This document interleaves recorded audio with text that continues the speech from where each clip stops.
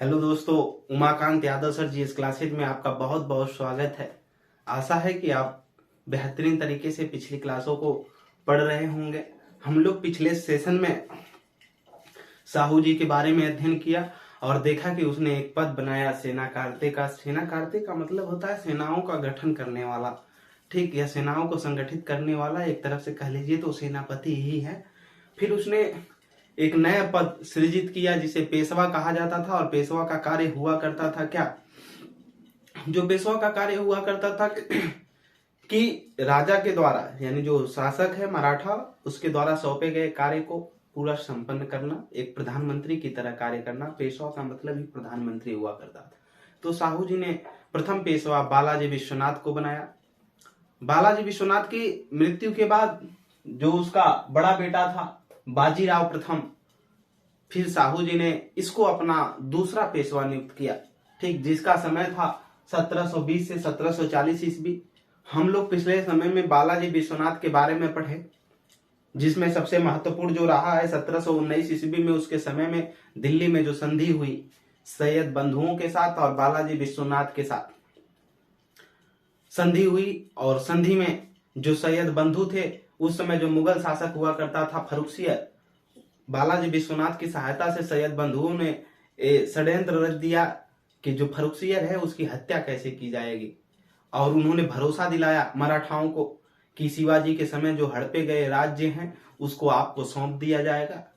15,000 जो घुड़सवार सैनिक होंगे आपके मराठाओं के, वो मुगल सेना में लगाए जाएंगे। लेकिन ठीक, और कई प्रकार से साहू जी को मतलब अंग्रेजों ने सैयद बंधुओं ने, जो मुगल शासक थे, उन्होंने लुभावना दिया।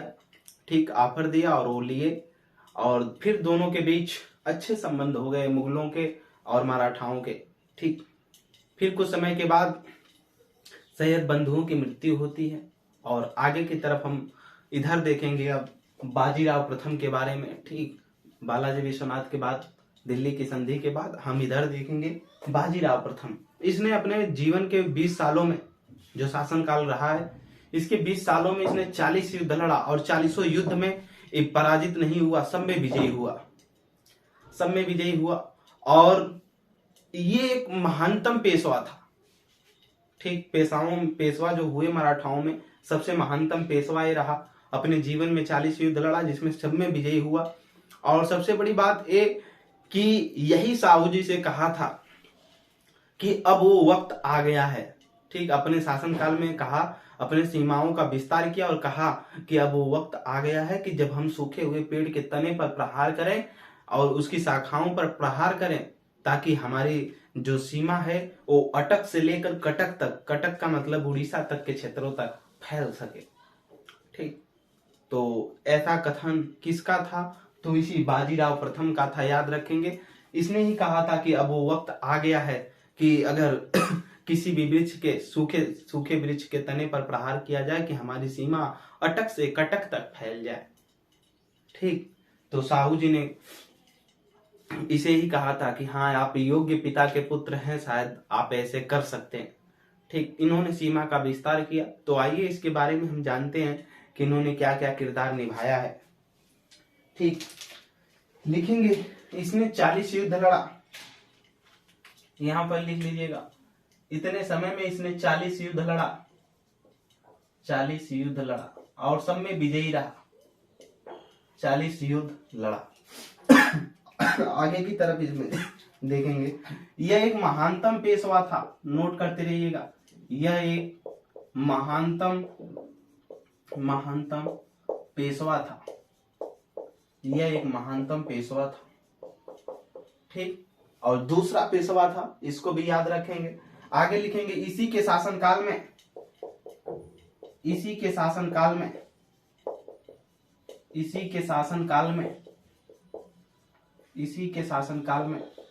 मराठा साम्राज्य का इसी के शासनकाल में मराठा साम्राज्य का सबसे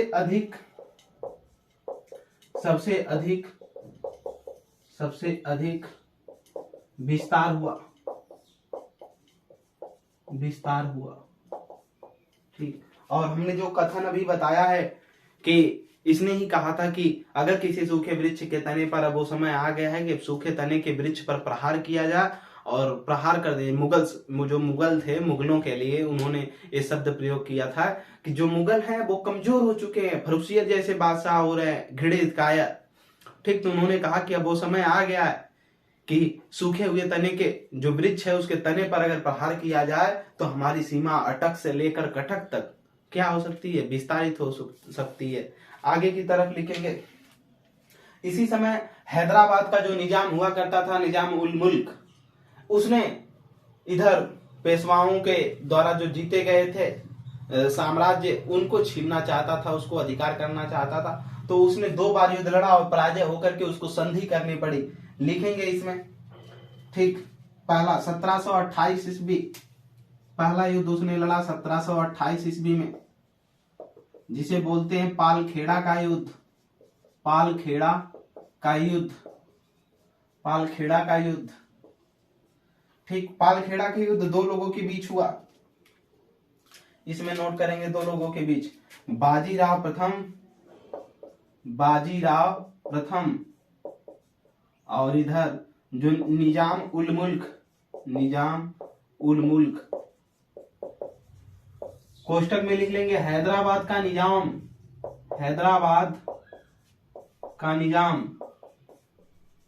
ठीक, हैदराबाद का निजाम था।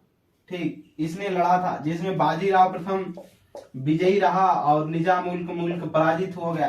ठीक, हैदराबाद का निजाम इसमें पराजित हुआ और जब पराजित हुआ तो इसमें लिखेंगे मुंशी गांव की संधि हुई। इसी युद्ध के बाद मुंशी गांव की संधि हुई। और ये युद्ध हुआ क्यों? हैदराबाद के निजाम से। वो तो उसके साम्राज्य क्षेत्रों को इसने जीता और दूसरी चीज वहां पर जो चौथ और सरदेश मुखी कर हुआ करता था, जो मराठा वसूलते थे, चौथ जो लूट में प्राप्त धन हुआ करते थे और सरदेश मुखी 1/10 भाग पूरे आय का जो वसूला जाता था, उसी को वसूलने के लेकर के निजाम उल मुल्क और मराठाओं के बीच ये सब संधियां और युद्ध हुए थे। ठीक, ये पहला युद्ध हुआ पालखेड़ा का युद्ध। इसी युद्ध के बाद हैदराबाद के निजाम और बाजीराव प्रथम जो पेशवा था उसके बीच मुंशी गांव की संधि हुई। दूसरा युद्ध देखेंगे जो इसी के लिए हुआ था, चौथ और सरदेश मुखी जो कर हुआ करते थे इसी के लिए। ठीक,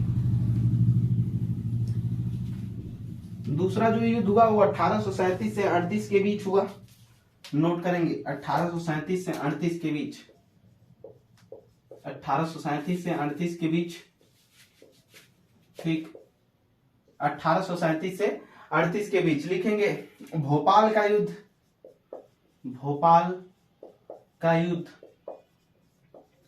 भोपाल का युद्ध, ये भी उन्हीं दोनों लोगों के बीच हुआ। नोट करेंगे बाजीराव प्रथम, कौन? बाजीराव फर्स्ट, बाजीराव प्रथम। और इधर नोट करेंगे निजाम उल मुल्क, हैदराबाद का निजाम उल मुल्क। ठीक, निजाम उल मुल्क। इसमें भी बाजीराव विजयी रहा और निजाम उल मुल्क पराजित हुआ। और जब पराजित हुआ तो इसको फिर संधि करनी पड़ी। लिखेंगे दुरई सराय की संधि हुई, सराय की संधि।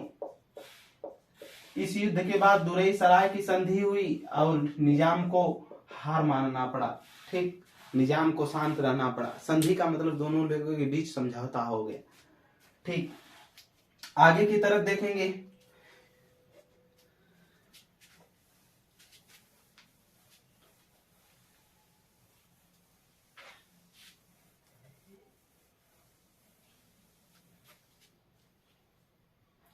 लिखेंगे इसे, इस 1740 ईस्वी में इसकी मृत्यु हो गई।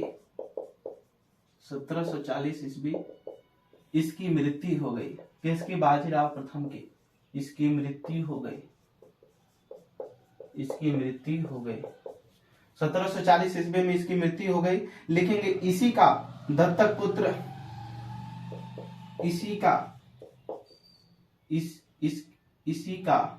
इसका दत्तक पुत्र, दत्तक पुत्र का मतलब गोद लिया हुआ पुत्र। इसका मतलब याद रखिएगा, दत्तक पुत्र का मतलब होता है जो गोद लेते हैं लोग, जिनके बेटे नहीं होते, दूसरे के बेटी बेटियों को गोद लेते हैं, या होते भी है तब भी, तो उन्हीं को कहा जाता है दत्तक पुत्र। लिखेंगे दत्तक पुत्र अगला पेशवा बना। इसका दत्तक पुत्र अगला पेशवा बना, ठीक, जिसका नाम था नाना साहब।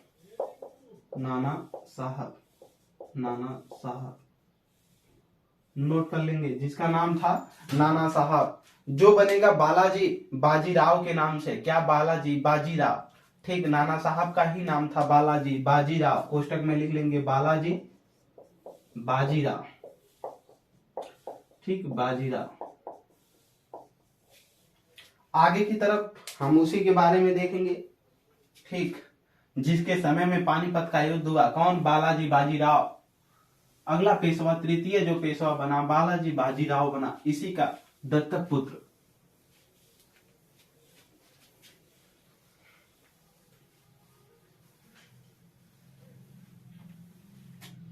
चलिए लिखेंगे दत्तक पुत्र में बालाजी बाजीराव, बालाजी बाजीराव,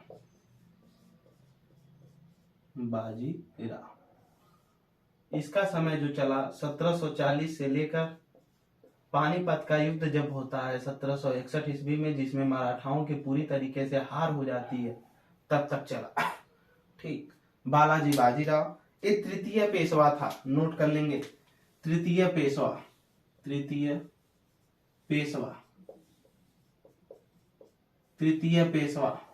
ठीक, बालाजी बाजीराव। अन्य नाम नाना साहब,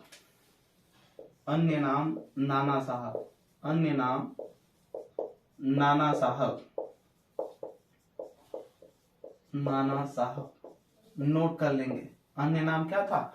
नाना साहब था। आगे की तरफ लिखेंगे, इसमें हम नाना साहब पेशवा कह सकते हैं। आगे की तरफ नोट करिएगा, इसमें 1749 में इसी के शासनकाल में, 1749 में 49 ईस्वी में, इसी के शासनकाल में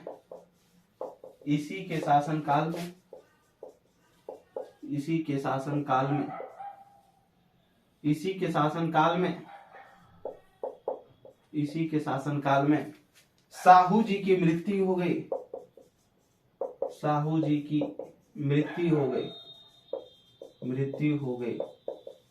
और जब साहू जी की मृत्यु हो गई तो पूरा जो पेशवा का, जो मराठाओं शासक का पूरा जो अधिकार हुआ करता था, सब कुछ कंट्रोल किसके हाथों में आ गया? पेशवा के हाथों में आ गया, ठीक। इसके मृत्यु के उपरांत क्या हो गया? लिखेंगे आगे, जिसके उपरांत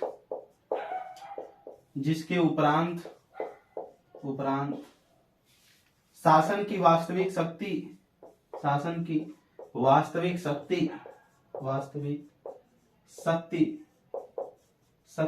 पेशवा के हाथ में आ गई,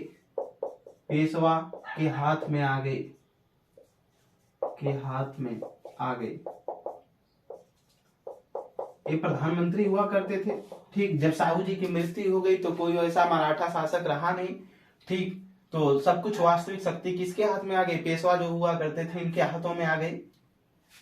फिर लिखेंगे 1750 ईस्वी में, 1750 ईस्वी, ठीक, 1750 ईस्वी लिखेंगे संगोला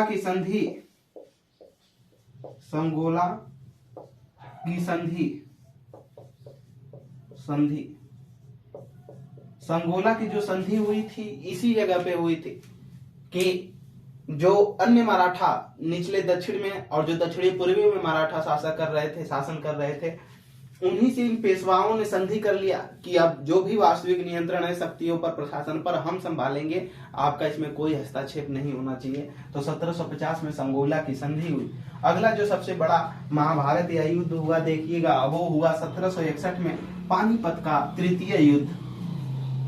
अब तक हम लोगों ने पानीपत के 2 युद्धों के बारे में पढ़ा, ठीक।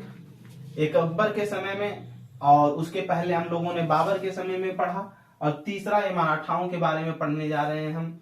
ठीक, नोट करिएगा। पानीपत का तृतीय युद्ध 1761 ईस्वी, 1761 ईस्वी, 1761 ईस्वी पानीपत का तृतीय युद्ध, पानीपत का तृतीय युद्ध, तृतीय युद्ध, पानीपत का तृतीय युद्ध। ठीक, 1761 ईस्वी। ये दो लोगों के बीच हुआ, और थोड़ा सा इसमें समझना भी है। दो लोगों के बीच हुआ, एक तो मराठा में जो सेनापति हुआ करते थे, ये थे सदाशिवराव भाऊ,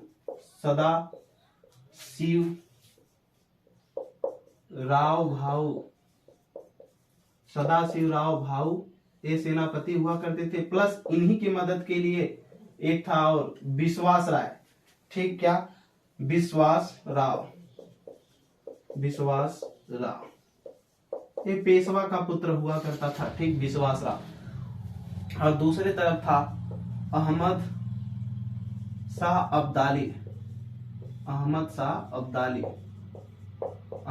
अब्दाली, कोष्टक में लिख लेंगे अफगान शासक।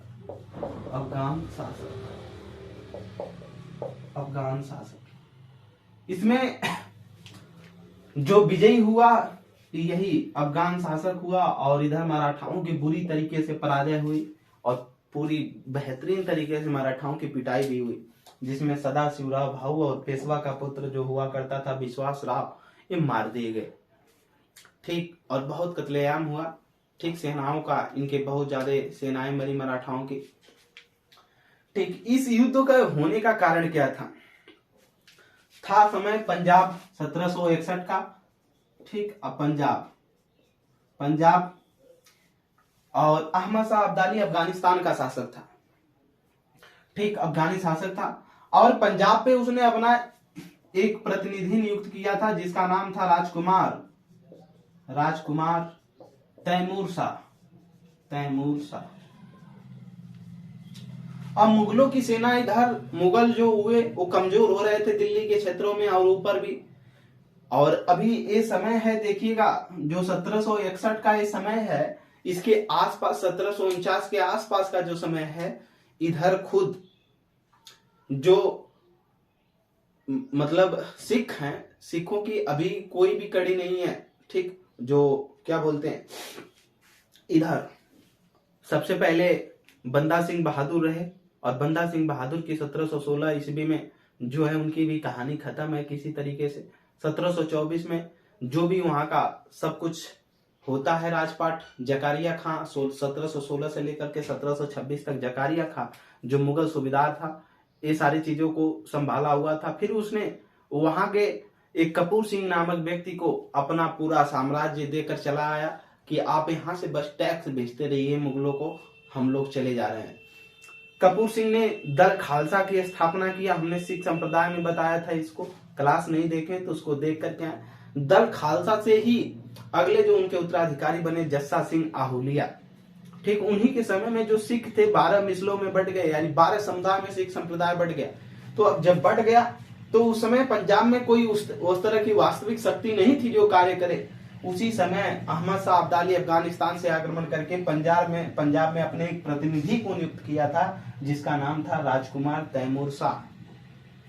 अब राजकुमार तैमूर शाह को मराठाओं ने दक्षिण भारत से जब दिल्ली सल्तनत पे और ऊपर तक आक्रमण करना चाहे, ठीक, अभी मुगल हैं दिल्ली पे, इसलिए वो और भी आगे बढ़ना चाहते हैं। तो इन्होंने जब पंजाब में क्या किया, राजकुमार तैमूर शाह को हटा करके कब्जा करने के लिए मराठाओं ने इनको हटा करके अपना प्रतिनिधि नियुक्त कर दिया।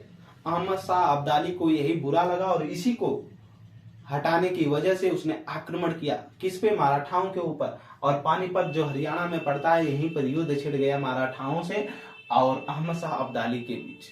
और जब अहमद शाह अब्दाली मराठाओं से युद्ध लड़ रहा था तो जो अवध के उस समय नवाब हुआ करते थे, ठीक, रुहेलखंड के जो नवाब हुआ करते थे, इधर बंगाल तक के क्षेत्रों पे, क्योंकि मराठा बंगाल को भी कब्जा करना चाहते थे, और भी जो अवध के नवाब हुआ करते थे इधर भी। उस समय अवध का नवाब सुजाउद्दौला था, ठीक, सुजाउद्दौला, जिसके पास 385 पत्नियां हुआ करती थी, ऐसा माना जाता है इतिहासकारों का।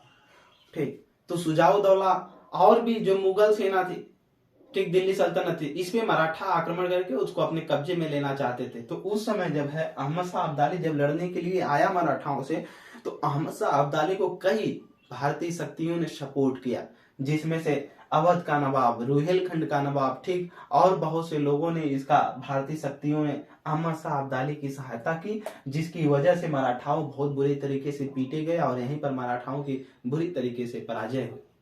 ठीक, फिर मराठा वापस चले जाते हैं, फिर अपनी सेनाओं को मजबूत करेंगे और ये फिर लड़ेंगे आगे की तरफ। ठीक, तो चलिए, पंजाब में इसी के वजह से हुआ था। उद्देश्य क्या था कि पंजाब में अहमद शाह अब्दाली ने अपना प्रतिनिधि नियुक्त किया था, मराठाओं ने इसको हटा करके क्या किया था, यहाँ पर अपने प्रतिनिधि को नियुक्त कर दिया था। इसकी वजह से युद्ध हुआ और मराठाओं का सबसे हार होने का कारण उसने गुरिल्ला युद्ध को नहीं अपनाया। गुरिल्ला युद्ध जो छिप छिप करके युद्ध लड़ा करते थे। दूसरी चीज, उन्होंने प्रत्यक्ष रूप से सामने आकर के युद्ध लड़ने की कोशिश किया। तीसरी चीज, वो भारी तोपें रखे थे मराठा, और ये अफगानी शासक अब्दाली, इसका तो अब्दाली का जो गुरु हुआ करता था, जिसका ये सेनापति हुआ करता था, नादिर शाह, जिसने भारत पर आक्रमण करके कोहिनूर हीरा लूटा था, वो तो अहमद शाह अब्दाली का जो गुरु कह लीजिए, नादिर शाह, जो ईरान का नेपोलियन था, उसका सेनापति था। तो इसका युद्ध लड़ने की इसको कला पता ही थी, तो इसलिए जीता। और तीसरी चीज जो मराठाओं की हार का, तीसरी चौथी चीज जो मराठाओं के हार का सबसे बड़ा कारण था कि ये युद्ध क्षेत्रों में महिलाओं को ले जाना, अपनी पत्नियों को ले जाकर के युद्ध क्षेत्रों में ले जाते थे। ठीक, एक हार का कारण वो भी रहा है। ठीक, चलिए, तो देखा जाए इसमें क्या हुआ, लिखेंगे इसी के शासनकाल में, बालाजी बाजीराव के ही शासनकाल में पानीपत का तृतीय युद्ध लड़ा गया। अब क्यों लड़ा गया हमने बता दिया। ठीक, पंजाब के राजकुमार तैमूर शाह जो प्रतिनिधि था, इसी को हटाकर मराठाओं ने ऐसा किया था, तभी ये युद्ध लड़ा गया था। आगे की तरफ नोट करेंगे स्टार बना करके, आंखों देखा वर्णन, आंखों देखा इस युद्ध का वर्णन, इस युद्ध का वर्णन, इस युद्ध का वर्णन कौन करते हैं, काशीराज पंडित करते हैं।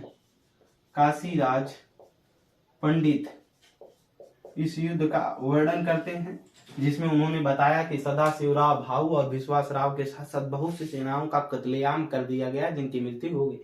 ठीक, और मराठा बुरी तरीके से पीटे गए। इसमें आगे की तरफ लिखेंगे, इसमें जो मराठाओं का, यहां पर लिख लीजिएगा, जो मराठाओं का तोपची हुआ करता था, मराठाओं का तोपची, मराठाओं का जो तोपची हुआ करता था वो था इब्राहिम गारदी, इब्राहिम गारदी।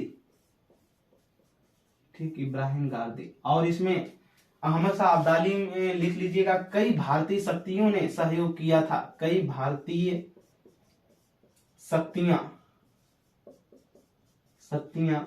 सहयोग की थी, सहयोग की कई भारतीय, क्योंकि वो भी सुरक्षा चाहते थे, चाहे अवध का नवाब हो, चाहे रुहेलखंड का, ठीक, चाहे बंगाल का। ठीक, ये सभी लोगों ने अहमद शाह अब्दाली की क्या किया, मराठाओं के विरुद्ध जाकर के अहमद शाह अब्दाली की सहायता किए थे। इसीलिए मराठाओं की इसमें बुरी तरीके से क्या हुई, पराजय हुई। ठीक, आगे की तरफ देखेंगे हम लोग, जो समय आया इसके बाद, बालाजी बाजीराव के बाद अंग्रेजों से जो इन्होंने भिड़ा, और वो कहानी अभी हम अंग्रेजों से मराठाओं की नहीं बताएंगे। ठीक, क्यों नहीं बताएंगे, क्योंकि अभी उसकी आवश्यकता नहीं है। जब हम ब्रिटिश ईस्ट इंडिया कंपनी के बारे में पढ़ेंगे, तो उस समय मराठाओं से अंग्रेज कैसा क्या चाहते हैं, क्या उन्होंने इनके साथ किया, ये सारी चीजों को उस समय चर्चा किया जाएगा। बस इस समय यही लिखना है कि जो आंग्ल का मतलब अंग्रेज, ब्रिटिश, ठीक, और मराठा के बीच जो युद्ध हुआ है उनको देखेंगे हम लोग। ठीक, 3 युद्ध हुए हैं, तीनों को देख लिया जाए। लिखेंगे इसमें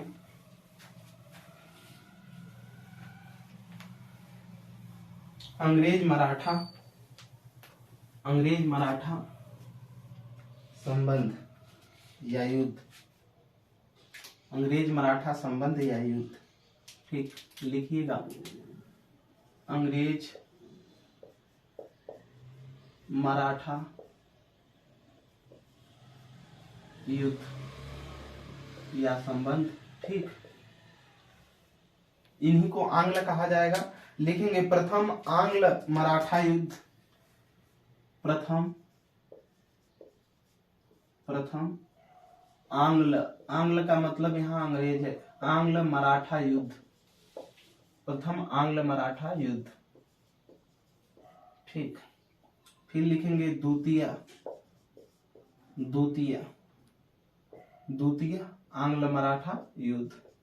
फिर तृतीय, ठीक, तृतीय, 3 हुए, तीनों को लिख लीजिएगा आप। लिखिएगा इसमें, ये 1775 से 1782 के बीच हुआ। 75 से 82, 1775 से लेकर के 1782 ईस्वी तक। ठीक, इसमें समय लिखेंगे 1803 से 1805 के बीच। ठीक, और इसमें लिखेंगे हम 1817 से लेकर के और 1818 तक। ठीक, कौन कौन सी संधियां हुई, संधियां वगैरह सब हम लोग मराठाओं के जब अंग्रेज पढ़ेंगे, ब्रिटिश ईस्ट इंडिया कंपनी, तो उस समय देखा जाएगा। लिखेंगे इस समय जो गवर्नर जनरल हुआ करता था, गवर्नर जनरल वारेन हेस्टिंग्स।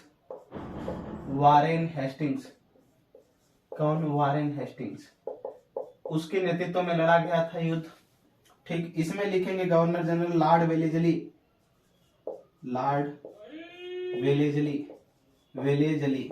ठीक, लॉर्ड वेलेजली था क्या? Governor general. ठीक, जिसने सहायक संधि स्वीकार कराया। सहायक संधि क्या होती है? उन्होंने राज्यों को लुभावना एक ऑफर दिया था, उस ऑफर की हम चर्चा करेंगे सहायक संधियों में। ठीक, इसके बाद तृतीय आंग्ल मराठा जो युद्ध हुआ, इसमें गवर्नर जनरल नोट कर लेंगे। जनरल एक तरफ मराठा थे और बाकी एक गवर्नर जनरल नेतृत्व करके ब्रिटिश सेना से लड़ते थे। ठीक, लिख लेंगे लॉर्ड हेस्टिंग्स। लॉर्ड, ए वारेन हेस्टिंग्स है, ए लॉर्ड हेस्टिंग्स है, फिर दोबारा जो बन करके आया था लॉर्ड हेस्टिंग्स।